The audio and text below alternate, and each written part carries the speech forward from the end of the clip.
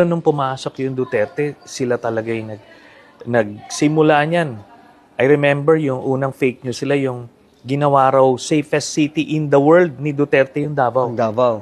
So it's fake news. Of course, kahit yung, pag tinignan mo, 1,000, sa top 1,000 safest cities, hindi papasok yun eh. Eh dito sa Pilipinas, yun ang most dangerous. Ang Davao is most dangerous. Kasi number 1 siya sa murder. Biruin mo yun. And statistics ito ng Philippine National Police.